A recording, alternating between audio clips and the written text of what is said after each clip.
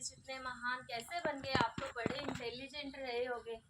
उन्होंने कहा नहीं नहीं ऐसी कोई बात नहीं है।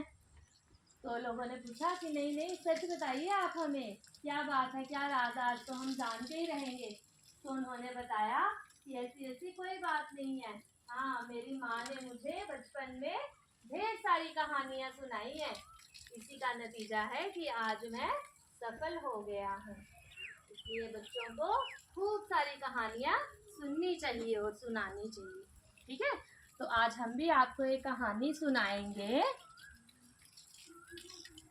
कहानी कुछ इस तरह से है।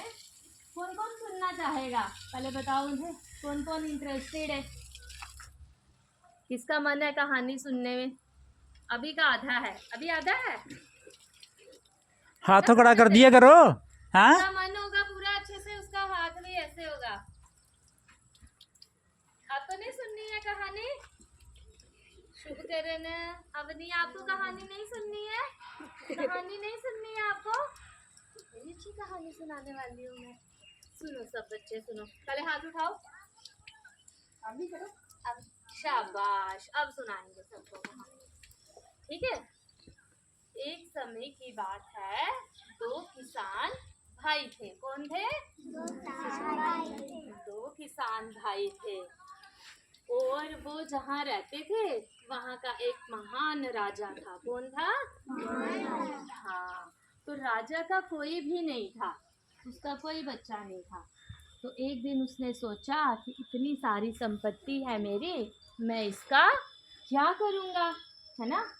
तो उसने उन दोनों भाइयों को एक दिन देखा, वो बड़े मेहनती थे। तो उसने सोचा क्यों ना कुछ किया जाए। उसने उन दोनों भाइयों को अपने पास बुलाया, उन्हें कहा कि इधर आओ, इधर आओ। वो दोनों भाई राजा के पास आ गए, है ना। तो राजा के पास जब आए, उन्होंने राजा को क्या किया? प्रणाम किया कि प्रणाम राजा। तो राजा ने उनसे कहा कि तुम दोनों भाई तो बड़े मेहनती हो, पर फिर भी मैं तुम दोनों की एक परख परखूंगा कि कौन ज्यादा समझदार है, ठीक है, और कौन ज्यादा कमाई कर सकता है। तो जो मुझे 6 साल में ज्यादा कमाई करके दिखाएगा, मैं उसे अपना सब राजपाट दे दूंगा। क्या दे दूंगा? राजपाट दे दूंगा, अपनी सारी जमीन जायदाद सब कुछ उसके नाम कर दूंगा। तो राजा ने क्या किया? दोनों भाइयों को बराबर बराबर खेत दे दिए। क्या दिए? खेत दे दिए। समझो अगर 4 खेत थे तो 2 खेत एक भाई को दे दिए, 2 खेत दूसरे भाई को दे दिए।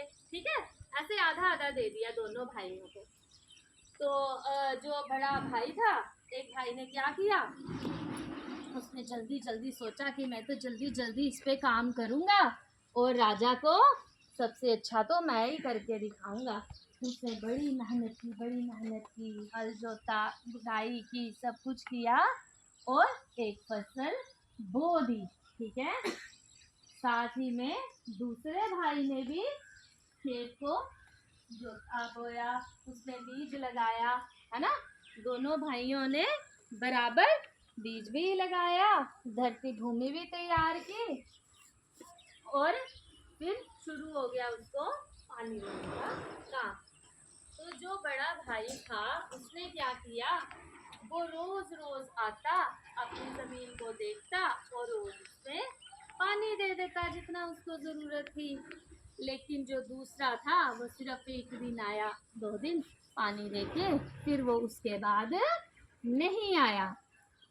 तो बड़ा वाला सोचता कि मैं तो यहाँ रोज आता हूँ, पर छोटा तो यहाँ कभी आता ही नहीं है। मन मन में सोचता रहता पर कुछ कहता नहीं उसे। फिर वो रोज आता गया, ऐसे ही पानी देता गया। तो थोड़े दिनों के बाद जो उसने बीज बोया था उसमें से क्या निकल गए?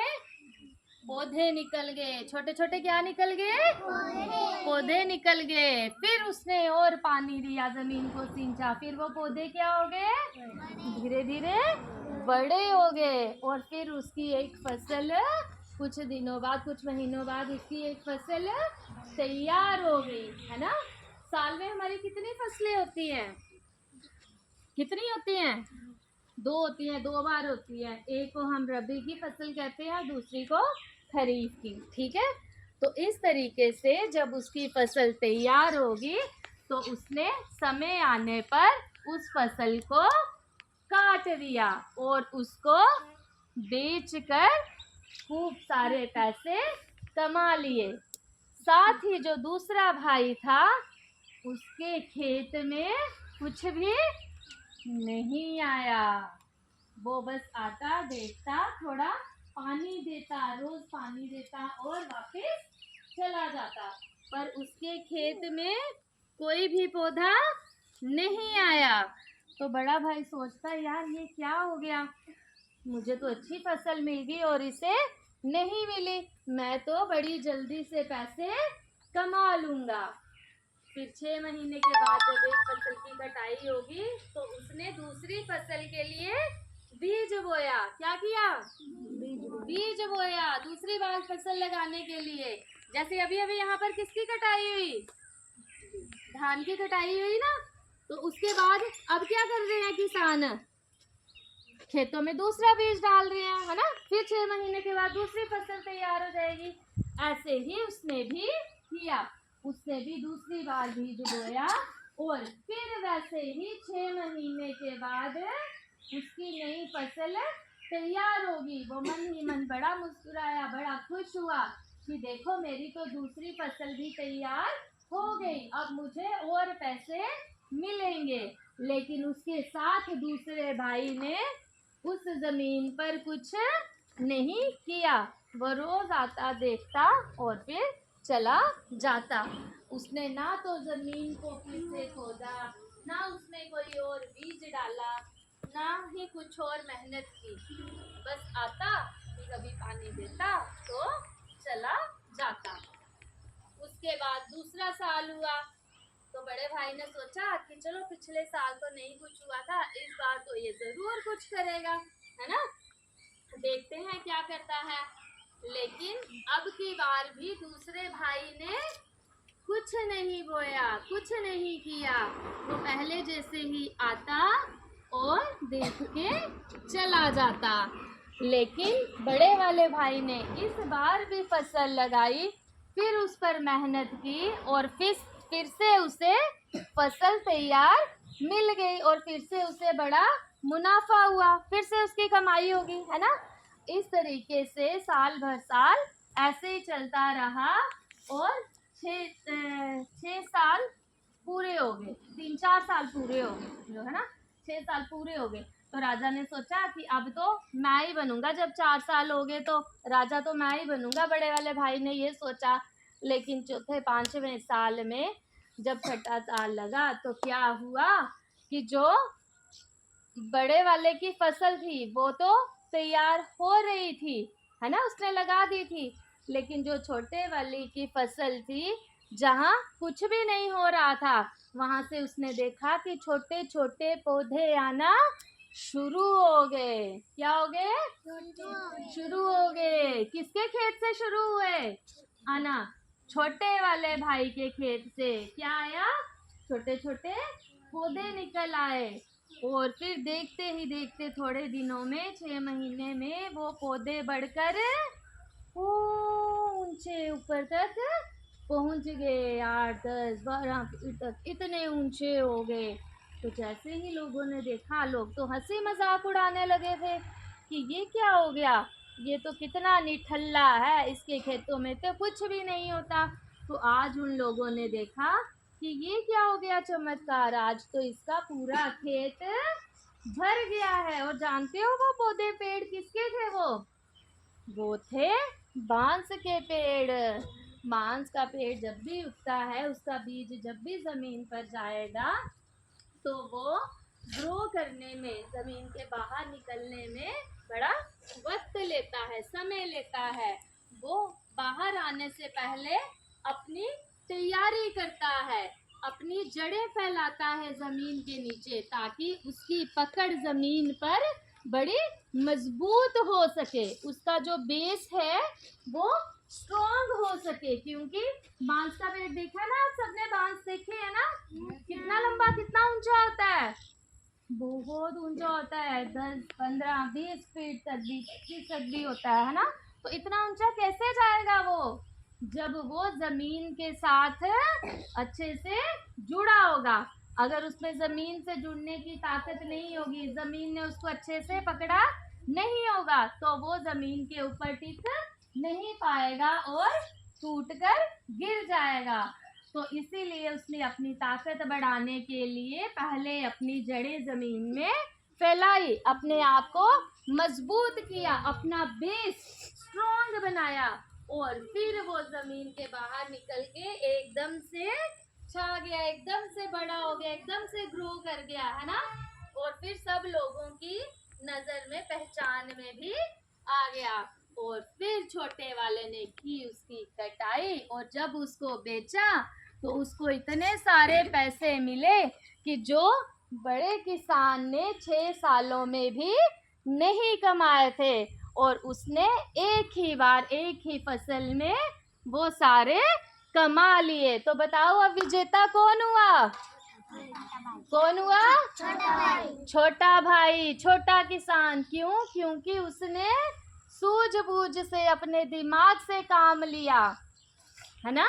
अपने दिमाग से काम लेके उसने ऐसी फसल तैयार की जिसको उगने में, बड़ा होने में समय तो लगा, लेकिन जब वो तैयार हुई तो उसके रिजल्ट्स, उसका मुनाफा दूसरे के मुकाबले के ही ज़्यादा था, उसकी जीत हो गई।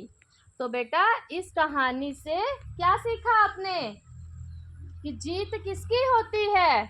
कौन जीतता है अंत में? जिसकी जड़ें मजबूत होती हैं, जो अपनी जड़ों के साथ जुड़ा है। जैसे बांस अपने आप को जमीन पे बनाए रखने के लिए, ऊंचा उठने के लिए सबसे पहले अपने आप को जमीन से जोड़े रखता है, सबसे पहले अपनी जड़ें फैलाता है, अपने आप को नीचे से, अपने बेस को स्ट्रॉन्ग बनाता है। वैसे ही हम बच्चों को भी पहले अपना बेस स्ट्रॉन्ग करना चाहिए। आज आप क्या बना रहे हो अपना, यहाँ पर अपना बेस, अपनी बुनियाद अच्छी स्ट्रॉन्ग बना रहे हो, क्योंकि अगर आपकी नींव ही अच्छी होगी तो आप बड़े होकर के कुछ अच्छा जीवन में कर पाओगे। लेकिन अगर अभी आपने हमारी बातों पर ध्यान नहीं दिया और आपकी फाउंडेशन, आपकी नींव कच्ची रह गई, तो आप कभी भी अपनी मंजिल तक नहीं पहुंच पाओगे। एक छोटी सी एग्जांपल और है, देखो रूम बन रहा है ना यहाँ, तो रूम बनाने के लिए पहले नीचे क्या किया जा रहा है? क्या किया जा रहा है? नीचे बेस बना रहे हैं ना, उसका फाउंडेशन बना रहे हैं, प्लग कर रहे हैं। नीचे सीमेंट, सरिया, बजरी, रेत, पत्थर सब कुछ डाला जा रहा है, उसको खुदाई करके। क्यों डाला जा रहा है?